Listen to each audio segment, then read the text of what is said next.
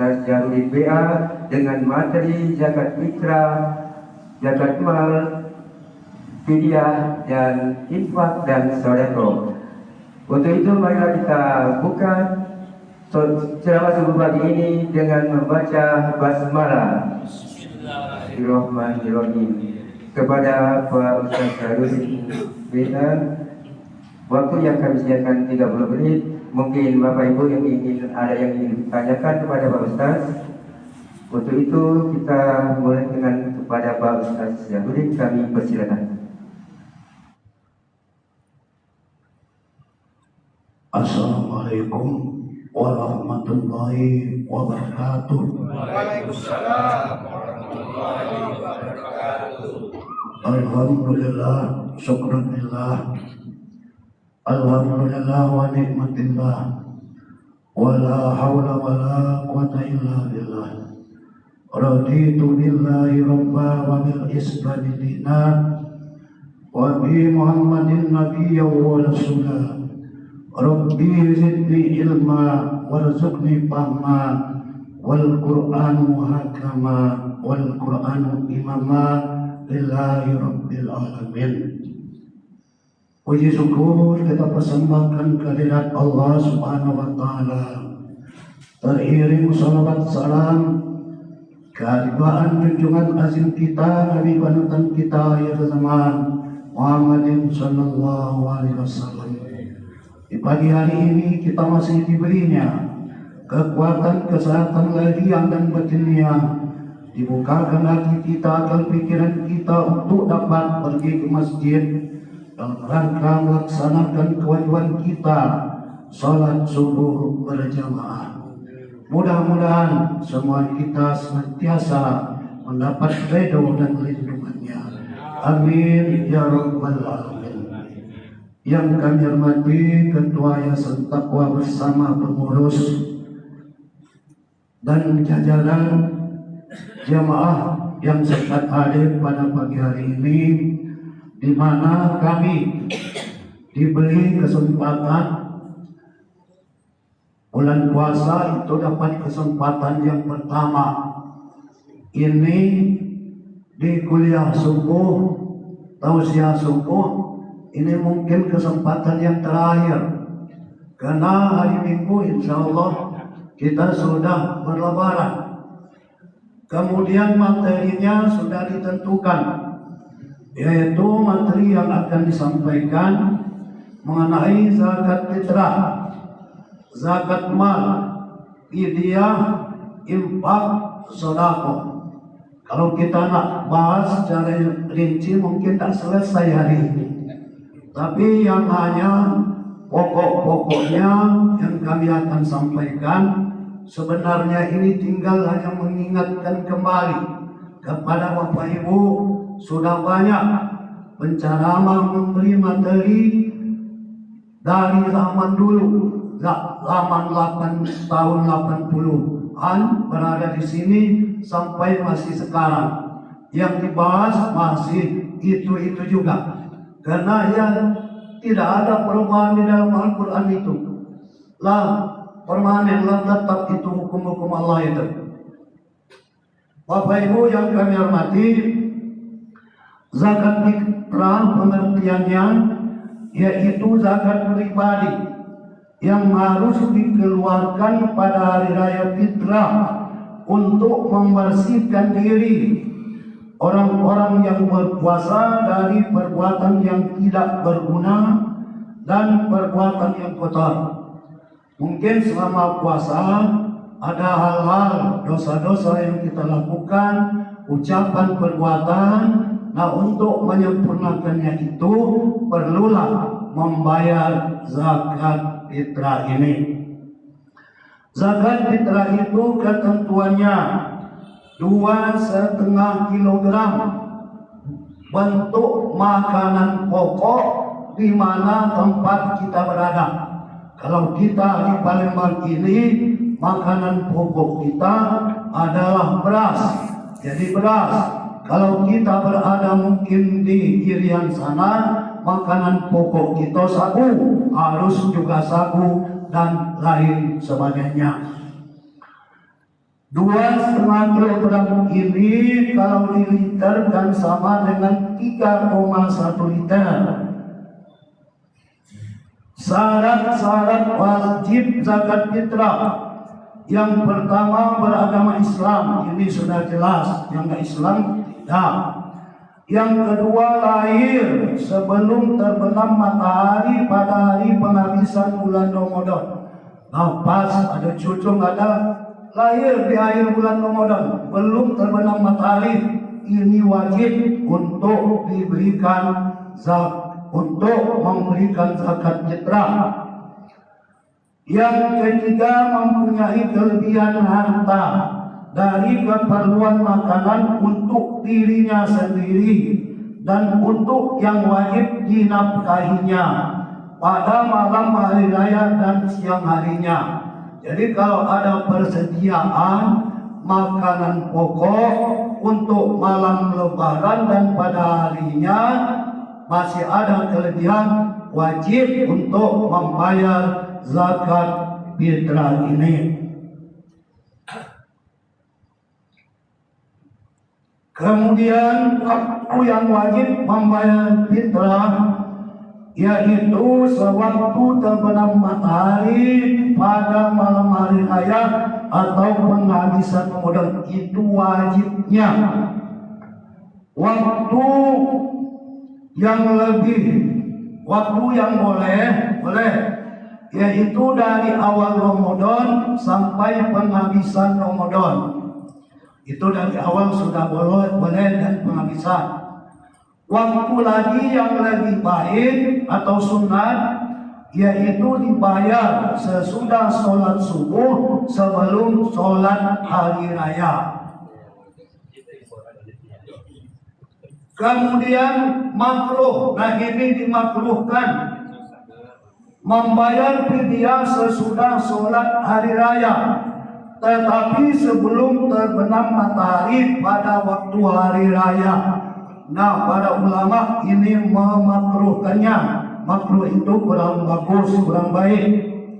Yang keempat, waktu yang diharamkan, nah ini tidak berlaku lagi, yaitu lebih telat lagi, yaitu dibayar sesudah terbenam matahari pada hari raya Idul Fitri. Ini sudah tidak berlaku lagi atau haram dalam bahasa Arabnya. Kemudian yang berhak menerima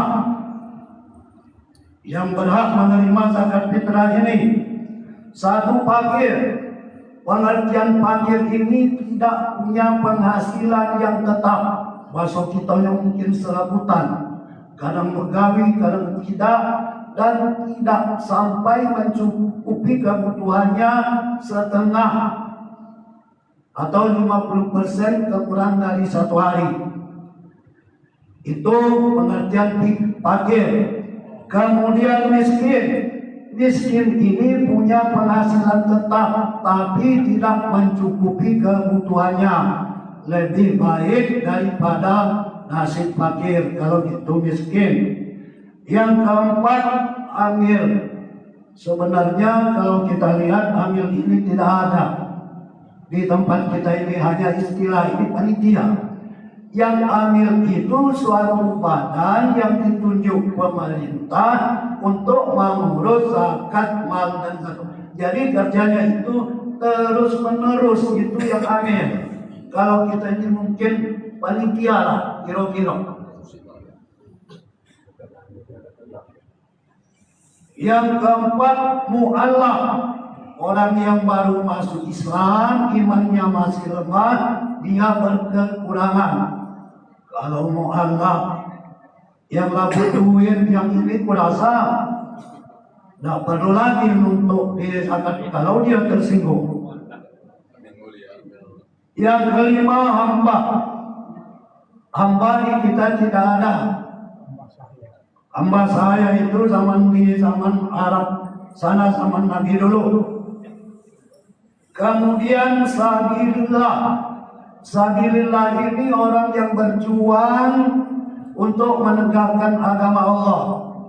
Itu kalau zaman dulu yaitu para tentara itu tidak dibayar. Berjuang semata-mata untuk menyampaikan dakwah ataupun Islam. Itu yang disebut sabilillah tanpa gaji kalau itu zaman-zaman dahulu. Kemudian rorin ini orang yang berhutang tidak mampu untuk bayar tapi di jalan kebaikan. Kalau untuk beli minuman keras, apa namanya tuak dan lain sebagainya, itu tidak dibenarkan. Kemudian musafir ini sebenarnya kalau istilah sekarang ini tidak ada lagi, semuanya sudah cepat. Ke Jakarta saja sudah 1 jam sudah sampai. Ke Bali hanya 2 jam sudah sampai kalau naik pesawat. Yo, zaman dulu naik gerobak sapi, naik onta, nah itu sehingga kalau berjalan mencapai 80 lebih sedikit kilonya boleh meninggalkan daripada puasa. Kemudian daripada itu, ini mungkin lupa, mungkin keliru, data dari Pak RT itu dimasukkan yatim. Yatim di situ tidak ada yang berhak. Masuk lagi jando. Jando kalau kaya tidak berhak juga. Dudo dan lain sebagainya. Jadi yang ada di 8 ini tadi, ya itu sering dari melaporan itu. Yatim sekian orang, di RT aku jando sekian wong. Nah itu tidak berlaku untuk yang seperti itu. Saya kira untuk zakat fitrah sampai di situ. Kemudian fidyah. Apa yang dikatakan fidyah? Memberikan sedekah, memberi makanan kepada fakir miskin sebanyak 1 mud beras. 1 mud itu lebih kurang 5,75 gram atau 3/4 liter. Jadi bulan kan bayarlah 6 gram. Itu fidyah. Siapa yang diwajibkan bayar fidyah? Yang pertama sakit, tidak ada harapan lagi untuk sembuh. Jadi kalau sakit-sakit perut pilek tidak berlaku itu. Yang tidak ada harapan lagi untuk sembuh, mungkin stroke dan lain sebagainya, lah tergolek ditikal mungkin. Yang berikutnya yaitu sudah tua. Yang terlalu tua mungkin tak kuat lagi. Kalau umur mungkin 70 ke atas, mungkin 80, tapi ada juga yang kagak. Saya ini 74, alhamdulillah. Mungkin ada yang lebih lagi. Nah bagi yang sudah kemarin tak kuat lagi, boleh membayar fidyah. Kemudian orang hamil yang menyusui anak takut menjadi mudarat bagi dirinya, nah di sini tidak fidyah, wajib qada. Bagi wanita yang hamil menyusukan anak, ini wajib qada. Tetapi kalau takut keguguran, kurang susu yang dapat menyebabkan si anak harus wajib qada, bayar fidyah, memberikan makanan fakir miskin tiap hari 3/4 liter. Jadi yang berlaku qada dan fidyah itu yaitu yang ibu kalau takut keguguran, kalau takut susunya kurang, kemudian yang menyebabkan anaknya dikhawatirkan menjadi lemah dan kurus, ini tetap qada dan bayar fidyah. Tapi kalau yang hanya hamil takut catat anaknya ini wajib qada saja. Di masjid kita ini bermacam pendapat. Ada yang cukup makanan pokok saja sebanyak 34 liter. Tetapi akal kita juga berpikir, apa cukup makan nasi banyak? Tentu harus pakai lauk. Makanya di masjid kita sudah mufakat musyawarah ditetapkan 30.000 untuk satu hari yang bayar fidyah. Perhitungannya 2 kali makan. Harganya 15.000 yang sedang. Kalau nasi telur, insya Allah masih dapat 15. Tapi kalau pindang rumah itu 50.000 satu porsinya. 52.000 ya Pak.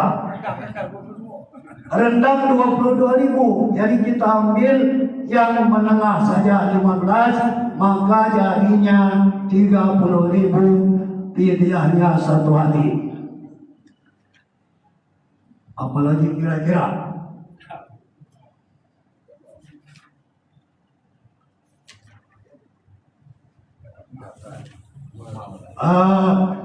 Kemudian zakat mal. Zakat mal yaitu wajib. Zakat mal ini ada ketentuannya. Cukup bisa dan juga cukup dalam perhitungan tahunnya. Jadi firman Allah mengenai zakat mal ini sangat banyak sekali. Di antaranya aqimus shalah wa atuz zakah, dirikan salat dan bayar zakat. Kemudian khudz min amwalihim shadaqatan tutahhiruhum wa tuzakkihim biha wa shalli 'alaihim inna salataka sakanun lahum wallahu sami'un 'alim. Ambillah zakat dari sebagian harta mereka, dengan zakat itu kamu membersihkan dan mensucikan mereka, dan mendoalah untuk mereka. Sesungguhnya doa kamu itu menjadi ketenteraman jiwa bagi mereka, dan Allah mendengar lagi Maha mengetahui. Harta yang wajib dizakatkan yaitu emas, perak, harta perniagaan, peternakan, pertanian, hasil tanaman atau makanan pokok, barang temuan atau rikas, harta kekayaan lainnya seperti uang dan lain-lain.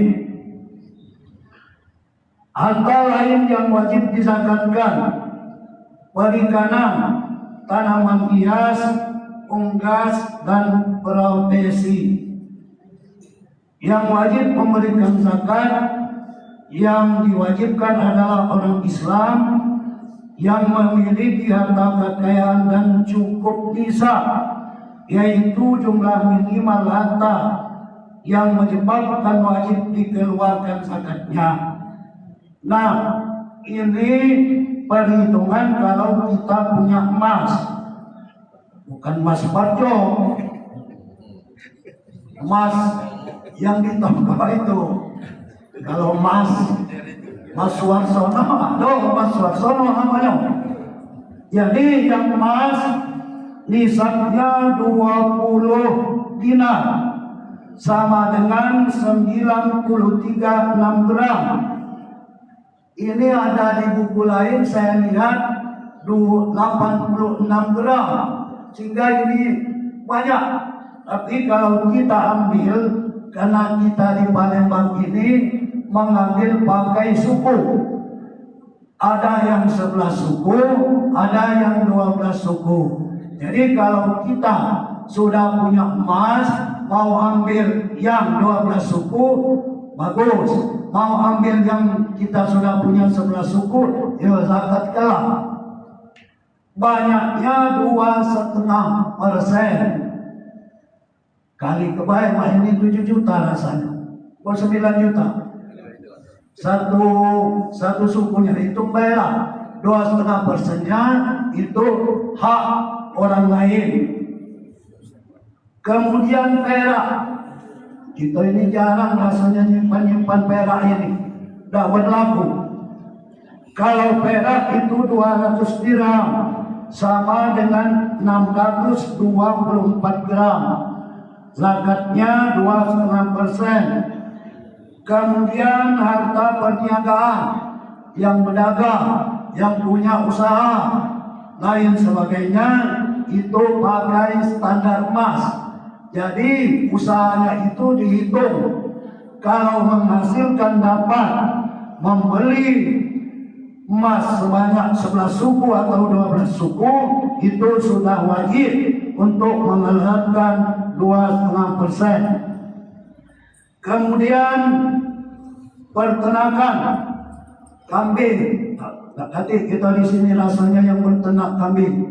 Ada paling sikok.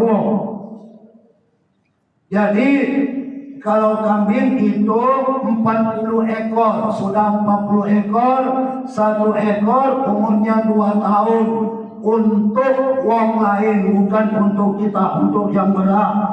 Juga domba. Kalau 121 ekor sampai 200 ekor, itu zakatnya 2 ekor umur 2 tahun lebih. Kemudian sapi atau kerbau. Yang mempunyai sapi atau kerbau 30 sampai 39 ekor, yaitu zakatnya 1 ekor umurnya 1 tahun lebih. Kalau mempunyai 40 ekor sampai 59 ekor, 1 ekor umurnya 2 tahun lebih. Itu sapi kerbau. Kemudian pertanian, tanaman pokok, padi, jagung, sagu. Nah itu 5 wasak. 5 wasak itu 750 kilogram. Sama dengan 930 liter. Zakatnya kalau menggunakan tanah hujan, kalau menggunakan air sungai, ya tidak terlalu banyak biaya, zakatnya 10%. Tapi kalau pakai teknis, mungkin disiram pakai alat dan lain sebagainya, pakai mesin, itu zakatnya hanya 5%. Pertanian. Kemudian barang temuan, siapa tahu Pak Haji jalan nyangkol-nyangkol masjid ketemu bungkah emas. Nah, itu harta temuan seperti itu. Berjalan-jalan ketemu 1 kantong asoy ratusan ribu galon. Tak tahu milik siapa ini, tapi ke dulu jangan disimpan langsung. Itu temuan seperti itu. Nah, kalau ketemu seperti itu, zakatnya itu 20%. Kemudian barang selain emas dan perak sama dengan emas dan perak. Kemudian ayam, mungkin ternak ayam masih pakai standar emas. Kalau usaha ayam itu dapat membeli 11 suku atau 12 suku emas, nah itu wajib zakat. Tanam hias, kemudian profesi ini mungkin pegawai. Kalau mungkin pegawai ini pas-pasan kita ini, untung cukup sebulan, yang istilahnya tutup lubang gali lubang. Nah itu tidak wajib. Kalau ada kelebihan, itu namanya profesi. Kalau tingkat gubernur, mungkin wali kota, mungkin dapat yang seperti itu. Itu mengenai zakat mal. Kemudian wakaf.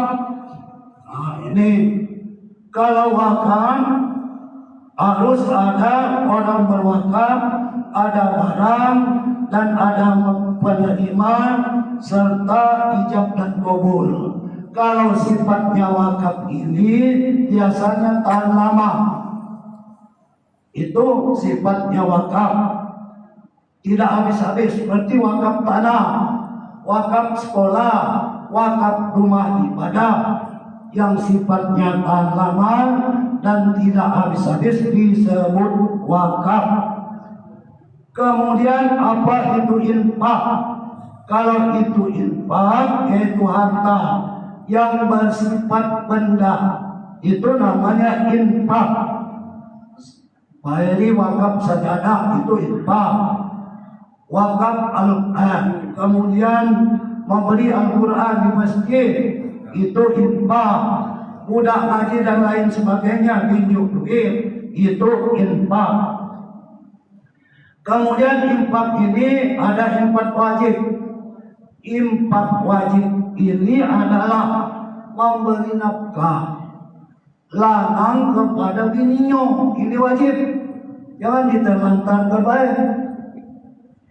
Ya, salah. Itu saya dulu punya teman di rumah sakit Matok. Bininya 4. Uang komedi, tak tahu dusun mana.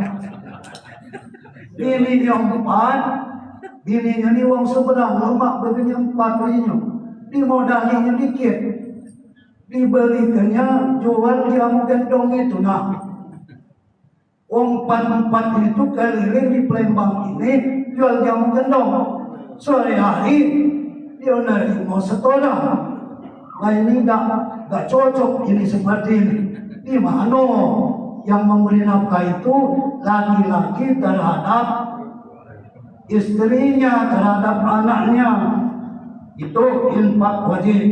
Tetapi kalau anak kepada orang tuanya itu termasuk infak sunnah, tidak terlalu wajib.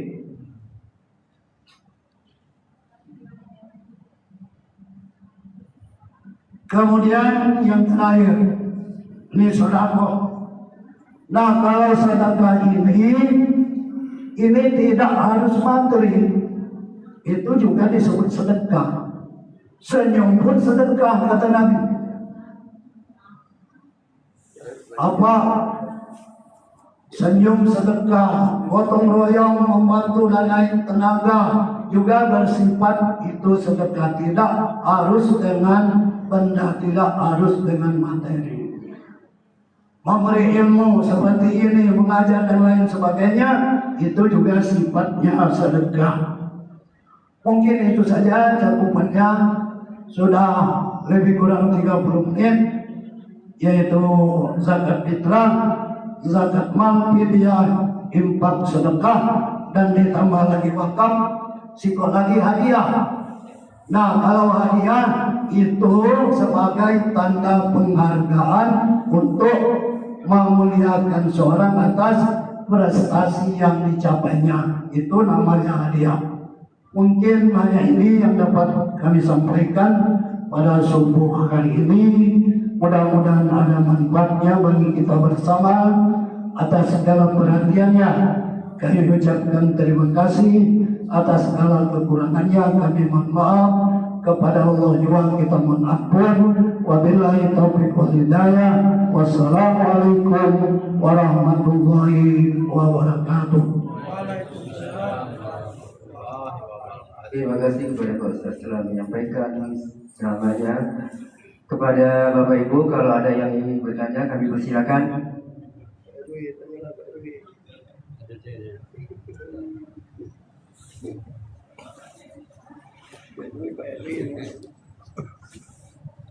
Assalamualaikum warahmatullahi wabarakatuh.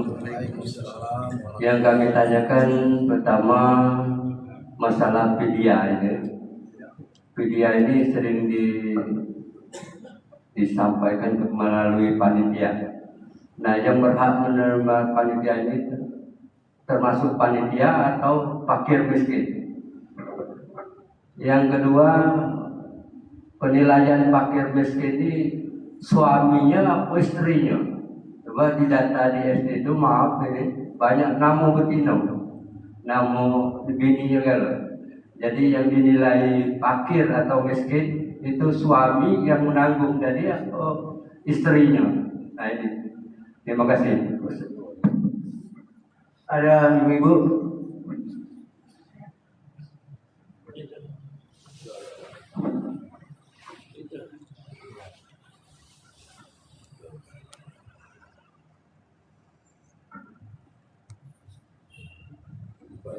Assalamualaikum warahmatullahi wabarakatuh.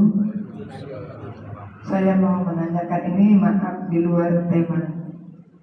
Bagaimana hukumnya kalau sholat berjamaah ini terjadi waktu tarawih, yang mana ibu-ibu ini tidak mau mengisi saf bagian depan, dia berebut mau ke belakang. Kadang-kadang 2 saf di belakang penuh, sementara saf di depan hanya setengah saf. Bagaimana itu hukumnya, Pak?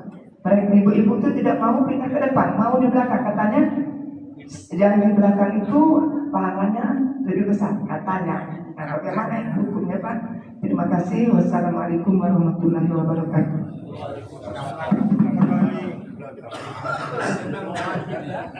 Kalau anda jawab, tolong Pak Ali Nasir ya. Mungkin apa yang terpilih ini lagi. Baiklah Pak Nasir tadi yang berhak untuk menerima fidyah yang pertama. Sama itu yang berhak itu 8 asnaf. Jadi hak utama yaitu fakir. Fakir itu tidak punya penghasilan tetap, tidak bisa memenuhi kebutuhannya kurang dari 50%. Mungkin perlu duit satu hari 50.000, hanya dapat 20.000, itu golongan fakir. Jadi hak yang utama fakir dulu. Lah fakir habis, baru urutannya miskin. Dia itu tidak seberapa, mungkin di fakir miskin sudah cukup yang berhak itu. Kalau baik, kira-kira nasib. Jadi fakir miskin prioritas pertama. Masih ada wala, masih ada fisabilillah, orang yang berjuang menegakkan agama Allah. Masuk saja juga kita nyari. Perbanyak lagi fakir baik atau miskin. Kemudian siapa yang miskin? Dia di rumah itu, kepala keluarga itu, yang gimana kondisinya. Di rumah itu apa masih baca makan sehari 2 kali atau 3 kali, bagaimana kondisinya? Jadi mungkin ada betina di situ, kepala keluarga itu. Kalau betina dibawa di rumah tangga itu cara kita ngecek miskinnya itu. Tentunya miskin yang ada di sekitar kita ini, miskin di Pak Jo itu beda. Ya, miskin di rumah-rumah yang itu beda ya daripada kita di sini. Nah, di sekitar kita, nah mungkin kalau di Pajak itu lah punya mobil Siko mungkin tergolong miskin. Ya, kondisinya. Nah, kalau di kita di sini mana punya mobil 2-3 Iko, wait, tak usah lah dulu. Cari dulu yang lain puas. Iya. Adulah, rumah lah bagus, kendaraan ada, melapor lagi. Nah, kemudian itu pada saya. Kemudian ibu tadi mengenai sholat berjamaah itu, kurasa kalau sahnya itu sah, tetapi tidak menuruti salah satu daripada syarat sholat berjamaah itu, harus safnya rapat, lurus. Jadi untuk ngatur saf dulu, yang sebelah kanan imam itu penuh ke dulu, Lah penuh sebelah kanan, baru sebelah kiri imam. Penuh barisan kedua dan seterusnya. Itu mengenai sabu. Nah, soal itu aturannya salah satu syarat sholat berjamaah itu sholatnya lurus rapat. Nah, soal diterima atau tidaknya itu kita serahkan baik kepada Yang Maha Kuasa. Soal imam sudah ngajar, saf lurus rapat, isi dulu di depan, itu renggang isi, masih negara ya sudah. Tidak berbut belakang loh. Iya, nak di belakang kalau nak. Iya. Nah ini yang susahnya, seharusnya sebaiknya masuk masjid itu isi depan. Ini sudah diimbau. Tolong jangan dekat pintu. Cuman masih nama mana lagi? Cepat keluar pada meja. Iya. Terpaksa kadang mau sholat tak kasih jalan lain lewat depan. Itu Bu yang dapat kami sampaikan. Ya kita ngajak, tugas kita hanya ngajak Bu. Nabi itu ngajak, tidak usah. Kira-kira nak jadi balak, ya sudah talak kalau dia talak.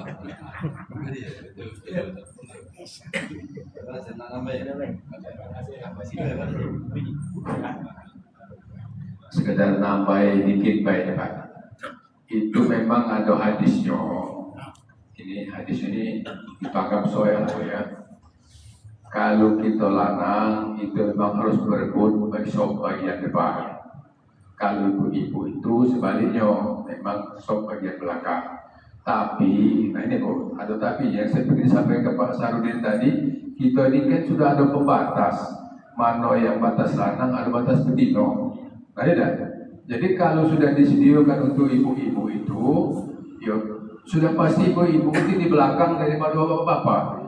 Ya susutlah itu sop yang bagian terlebih dahulu. Tidak. Kalau sudah penuh, seperti disampaikan Pak Sarudin tadi, memang itu aturannya Pak. Cuman kita ini kadang-kadang supaya sama timbang ngomong aja dah ya. Kita bagian tengah-tengah, kiri kanan. Memang kalau hadisnya penuh itu sop yang sebelah kanan, penuh baru yang sebelah kiri. Nah sebaliknya ibu-ibu, oleh karena sudah ada pembatas ya, walaupun ada hadis yang kita berebutlah sop belakang, karena ibu-ibu itu sudah di belakang daripada bapak-bapak, ya tak? Nah kali kalau sudah disediakan sop yang di bagian depan, itu silakan. Apalagi misalnya sop bagian depan lagi belum penuh. Nah ini bertentangan dengan yang disampaikan Pak Sarudin tadi, sop rapat dan lurus. Nah terus terang baik Pak, kalau ukuran rapat dan lurus ini yang ku pelajari sebenarnya Pak, kadang-kadang kita masih agak sedih, kadang dikit-dikit. Itu kaki bersentuhan, bau bersentuhan. Itulah ukuran rapat Pak, rapat dan lurus. Apalagi kalau nak lurus itu Pak, kalau aku pribadi mendapat boleh buktikan. Kalau kita buktikan, kalau ujung tumit kita samakan, insya Allah lurus itu. Ujung tumit kita, ini kan ada garis kita di depan kita sejadah ini. Kalau ujung tumit itu kita taruh di garis bagian belakang galon, lurus itu Pak. Lemah ada sejadah ini Pak. Untuk meluruskan barisan itu gampang. Jadi Bu, yang penting Bu jangan, memang walaupun ada hadisnya walaupun di belakang, kalau ibu-ibu itu sudah di belakang daripada bapak-bapak, sudah lurus sop yang bagian depan dulu sudah penuh, sudah lurus rapat, baru membuat sop yang berikutnya. Terima kasih. Assalamualaikum warahmatullahi wabarakatuh.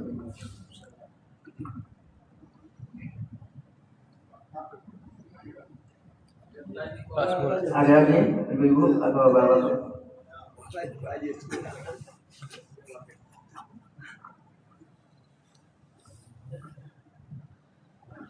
Assalamualaikum warahmatullahi wabarakatuh. Aku terang dikit baik Pak.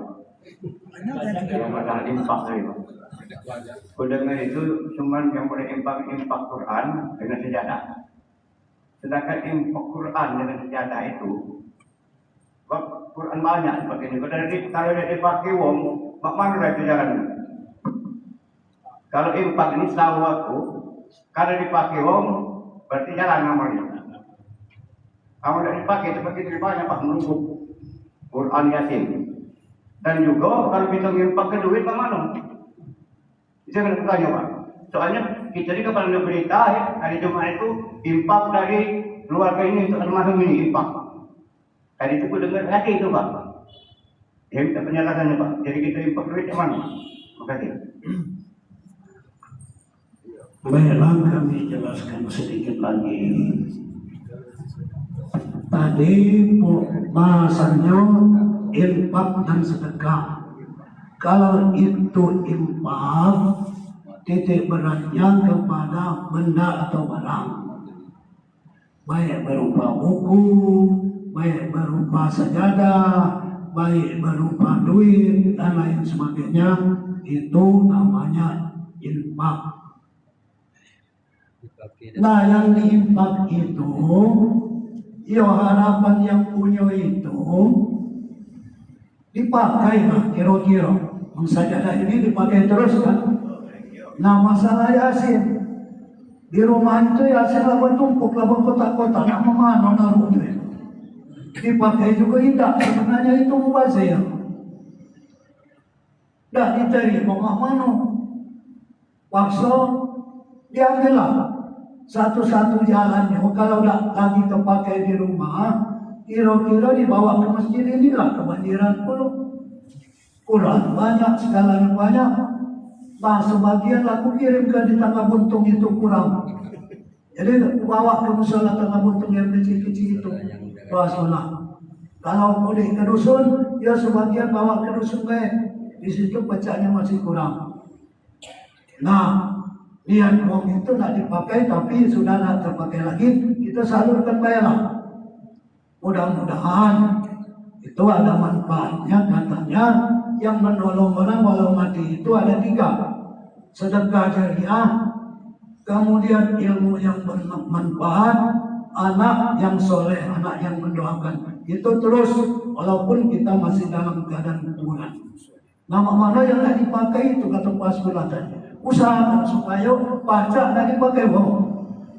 Sebatas semampu kita Pak Sulatan. Yo, kita berikan dusun, ya syukur dibaca bohong. Tidak dibaca bohong, nama mana lagi.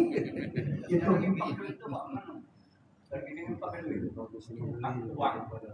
Iya, infak duit itu kan dipergunakan untuk apa kebutuhan. Infak untuk masjid ya digunakan untuk lampu apa untuk beli apa saja. Dan yang masuk ke ini kita infak duit itu almarhum namanya Jano dan Jano. Itu termasuk infak apa tidak itu? Iya juga termasuk itu infak. Yo, makanya istilah tanda kita cintakan kepada orang tua. Nah, sedekahkan ini, nah untuk kalau ada amal pahalanya untuk aku namanya itu insya Allah Fatihah.